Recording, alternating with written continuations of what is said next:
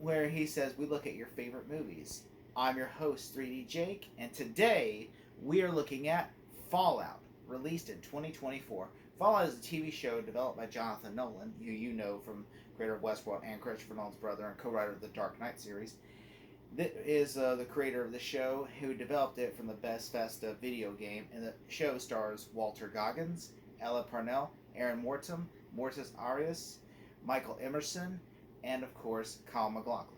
The show is essentially about it's a more a fictionalized version that's based off the video game where it's set within the world of the game where there's basically after the nukes went off there's a group and they're in this vaults and they're basically trading with other vaults and everything until what happens is the daughter is supposed to be married off and then of course raiders show up and the raiders go and they kill a bunch of people and then they take the dad away and so the daughter then goes basically to plot and says I'm going to go and try to I'm going to go and try to save my father. And she goes into the real world and then she basically encounters crazy people and other people, the Brotherhood of Steel, and she encounters the Ghoul, and she also encounters robots that try to kill her and just all kind of madness and chaos that erupts, like a fish monster that tries to kill her. I mean, the episodes are essentially about revolves around four different people. It revolves around the Brotherhood of Steel, and then it involves around the Ghoul, and it involves around this Elliot Purnell's character, essentially, and of course the little brother in the vault. And essentially, these characters essentially are the main basis of the story. And I will say, I really enjoyed the show. When I first saw it, how the nukes dropped and everything, you see Walton Goggins' character, the Ghoul. You see his backstory of why he used to be and how his career went down spiral and how Vault-Tec kind of ruined his life and everything. And then when the nukes dropped, he kind of almost he lost everything, but he kind of got a second chance at being this character in a way. And I like that aspect of the show. I also like that Kyle Chandler's character has this bigger arc in the show that you don't really see. I mean, wait until you see the, I don't want to spoil it, but there is more to his character than meets the eye. And I also like Ella Parnell's character because she's so sweet and lovely. It's almost like she's a pacifist. And there's even one cute scene where she sees a guy, she holds him at gunpoint, or she has this little trank sleeper gun, and she goes hi, and he goes, she says, I just need directions, and it's so funny, and I'm just laughing my ass off because I'm like, this is actually kind of funny and clever, and I really appreciate that as a character that she actually grows and there is the show. It has a lot of jokes in the show. There's a lot of jokes. There's literally a show where at one point she's with this character, with the other character from the Brotherhood of Steel, Aaron Morton's character, and says, "Do you want to fuck?" And then he goes, "With my penis?" Just stuff jokes like that. Or it's there's a scene with the Brotherhood of Steel dude. He walks up and the kid grabs this guy, and this guy dressed like a preacher runs away, and he's like, "He was fucking my chickens." And he goes, "Oh God!" It's just shit like that, or at the beginning, when she's about to get married, and she goes, and her cousin tries to stop her. Goes, "I love you," and he goes, "We're cousins. It was nice when we were kids, but now it's." I'm like, what? Just shit like that. It's really funny, and Walter Goggins is basically the gunslinger. Its character's almost like a western. He portrays he's a ghoul that's basically a lone gunslinger that can take out anybody. And then of course Michael Emerson is this character that has a relationship to the dogs. His story revolves around the dogs, and there's more to his storyline that you'll see as the show progresses.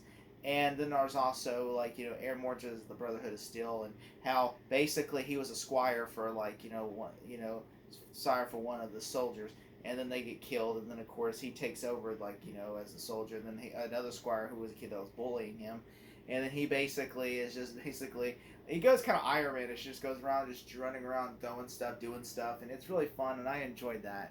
And he's a really good character, and I really like his character. I always tell my friend, he also looks like Jonathan Majors for some reason. I just see that when I'm looking at him, he looks like Jonathan Majors, And, I do like his character. He just really wants to be, he wants to be, a knight. He doesn't want to just be a squire. And the Brotherhood of Steel, his knight dies, so he takes over and becomes a knight. And he's literally, and it's a really fun thing. I really enjoyed that. I like that aspect of it. Even though they changed a lot of it from the game to the concept of the show, but I think it fits well in the show, and I really enjoyed his story arc. I also enjoyed Morris Arias' character, who was a little boy from Hannah Montana.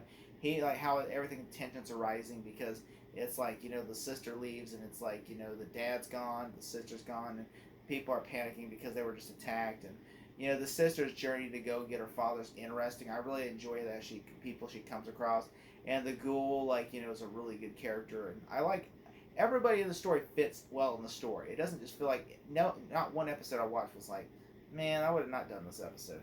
Each episode fits, especially when they all come together. I think in episode 2 or 3, they all come together, and then it becomes more like a group effort. I thought that was pretty cool. The special effects are great. The story is pretty impressive. I also think the score by Ramin Djawadi is fantastic. He always nails it, and I think he does great in this epic show. I also think that the story structure of the game, how it compares to the show. The game itself is the game. The story, they adapted, so it means there are changes in the show. So there might be some changes that you might like. They changed a lot of stuff from the Brotherhood still. The Ghoul, I think, is a pretty good character that I think they've done him justice in this. I think he does well. Ellen Parna's character, like the Vault-Tec people, I like that storyline. I thought that was pretty great, and every time I went back to it, I never got bored of it. I was like, I want to cut this or something. So I think this is a fun, well-made show.